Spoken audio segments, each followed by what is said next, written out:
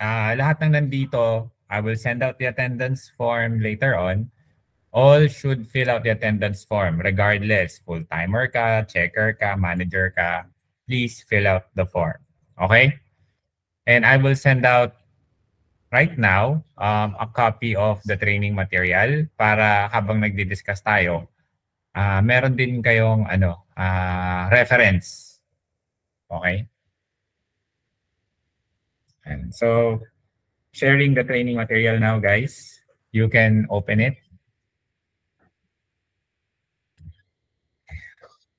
And I'll share my screen.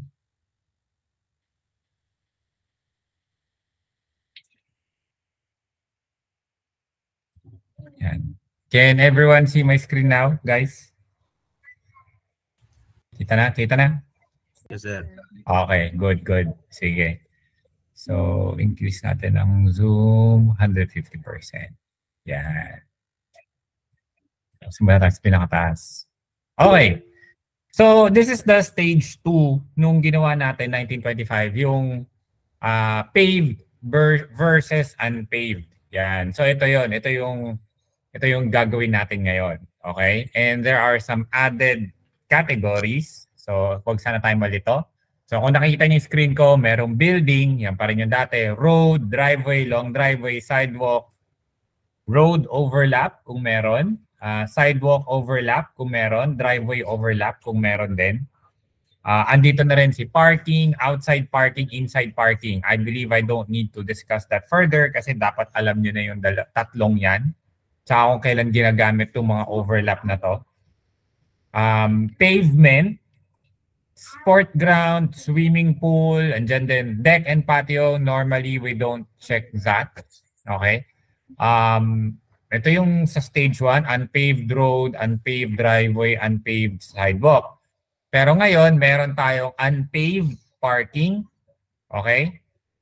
Compacted surface, exposed bedrock, tsaka unpaved sport ground. So alam niyo naman kung kailan ginagamit ang unpaved sport ground tsaka sport ground, di ba? Tama? Yung sport ground na una, yun yung mga paved sport ground. For example, sa track and field, yung track, yun yung sport ground.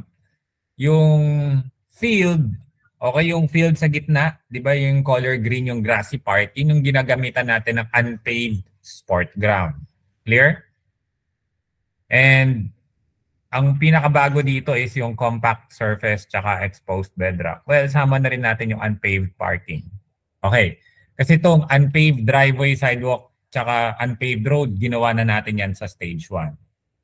So, stage 2 tayo. Normally, mafo-focus tayo sa mga swimming pool, tsaka itong tatlong to. 4 pala. Unpaved parking, pababa. Okay. So, let's discuss lang. Yan. Special requirement, ito yung dinidiscuss ko kanina. There are 2 types of roads, sidewalk, parking lot, driveway, and other pavement. One is the regular or standard concrete cement material. The other one is non-concrete, non-cement material. Ito yung mga ginamitan lang ng graba or buhangin. Diba? Common to sa mga rural and industrial areas. Standard road, concrete or cement versus unpaved road. Alam na natin ang ibig sabihin po niyan. So, the yellow line or the yellow arrow points to a paved road. Okay, normally these are main roads wherein vehicles ply o malimit ginagamit. Yung unpaved road, ito yung mga backdoor entry. Okay? Clear? Backdoor entry siya, so hindi masyado pinapansin, hindi sinesemento. Most likely gravel, most likely sand, or sometimes lupa lang talaga na laging dinadaanan ng kotse, nagkakaroon na siya ng tire marks. Clear? Okay, next. Paved ground versus compacted surface. Dito tayo ngayon. Pag sinabi natin paved ground, cemented siya. Okay? Fully cement, color gray, makinis yung kulay, uniformly white in color. Pero pag sinabi nating compacted surface, medyo rough surface or slightly yellowish in color, tsaka hindi na siya makintab. Kasi kailan ba naging makintab ang buhangin, tsaka yung graba. Diba? So that's why it's called compacted surface. Tsaka rough talaga siya. Okay? Although meron siyang visible wheel marks or tire marks, kasi lagi ring nadadaanan yan. So nadudurog din yung semento, ganyan. So here in this image, yan, yung paved or pavement, yan, yung paved ground, tingnan nyo yung red arrow. Okay? So yan yung mga talagang uniformity yung color, as in isang kulay lang siya. Clear?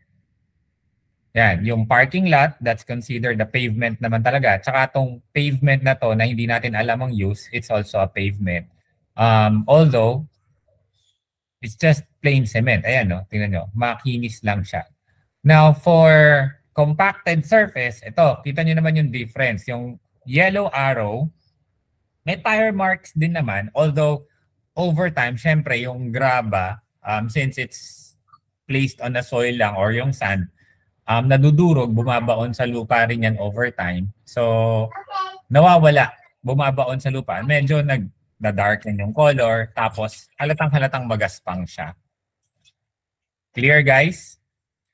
Saka yung mga hindi nadadaanan ng gulong, ganyan, tingnan nyo, nagko-color green na sila. Tumutubo na yung damo. Ano pa? Here, another sample of compacted surface. Yan. Kitang-kita yung mga tire marks. Okay? Color yellow. Actually, halos yung buong area na to is compacted surface. Ito lang yung kalsada yata yung paved. Yan. Another sample. To. Yan. Okay. So yung nakapalibot ng red. Yan. So that's a compacted surface. Na flat lang siya. And sample, yan. Ito, halatang-halata, compacted surface yan. Sir, stuck ata yung screen mo. Sa akin ba? Okay naman, sir. Okay naman sa iba. Okay naman po, sir. Baka sa internet mo. Sir, sa akin.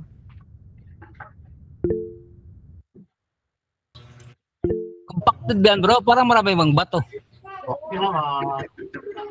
Ito, compacted pa rin yan. Mamaya malalaman nyo bakit mamaya in difference. Okay? Compacted yan. Pag sabi natin compacted, normally it's an industrial area talaga.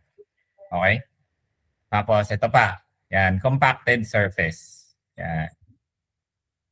Okay. Standard parking versus unpaid parking. By definition, pag sinabi natin standard parking, sementado, tapos asan na yung akit ang ulit So, ito yung standard parking na alam natin. Okay? Cemented, paved, may mga organized parking lines. Clear? That's the standard parking we know. Okay, ito yung unpaved parking. Okay? So, itong yellow arrow na to, kung titingnan nyo, naka-point siya talaga sa buong area. This is a, unpaved parking yan, guys. Okay? Ulitin ko, this is unpaved parking. Bakit? Kasi unang-una, wala kang nakikitang organized na lines. Okay? Tapos parang yung mga kotse, nakapila sila hile-hilera. Okay? Clear? Ano to? Ilang magkakahilera? 1, 2, 3, 4. Saan mo ilalabas yung kotse dyan? So this most likely is a junkyard. Pero it's still a parking lot. Okay? Clear? Siguro mga naran na to. Hindi natin masabi. But, yun, parkingan pa rin siya ng kotse. Ayan, may mga truck, ganyan. Okay, and this is the by textbook definition ng parking lot. Yan, ito yung may red arrow. That's textbook definition of parking lot. Clear?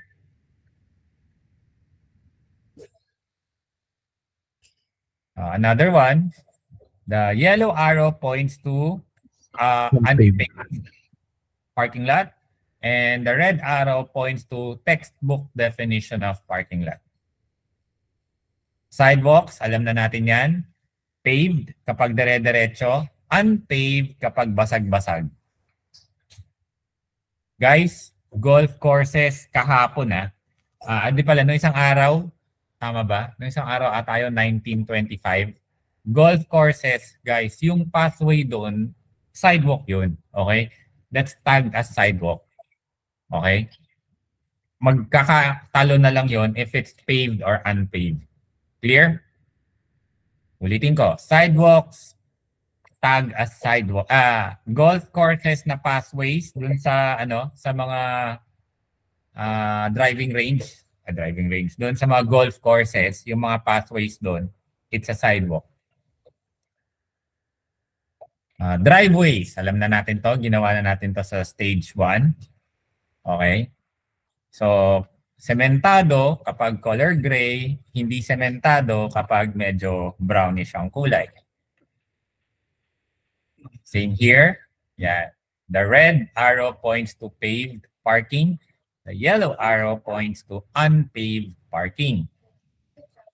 Ngayon, ito yung bago. Exposed bedrock. Okay? Ano yung bedrock? Ito yung mga bato sa ilalim ng lupa. Okay? So, either due to erosion, due to what else? Basta soil erosion, hinukay siya, what have you, nadadaanan ng tubig, lumalabas yung bato. So, these rocks could be boulders or this could be small na group ng rocks. As long as it's exposed, you tag them as exposed bedrock. So, sample 1, yan, tingnan nyo. Parang ito, due to erosion, yan, naglabasan na yung bedrock. Ito rin, ayun sa gilid. Normal to sa mga gilid ng ilog. Yan, these are bedrock. And ito rin, ayan. This is also a bedrock.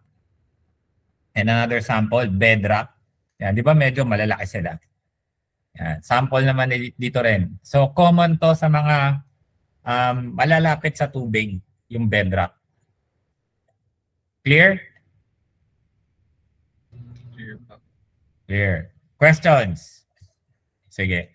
I'll show you Sir, sample lang. question Ano yan? po.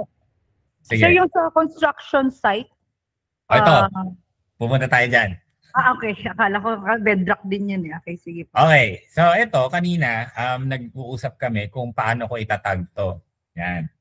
Ang sabi, complete compacted surface halos lahat. Pero if you take a look, may mga rocky surfaces siya. Ayan o. May mga bato-bato.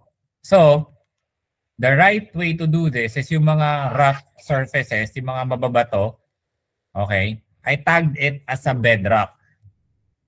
Okay. Ito, nakahilera lang yan sa compacted surface. That's fine. Pero ito yung mga nakakumpol dito. Ito yung mga irregular na yung shapes, yung surfaces.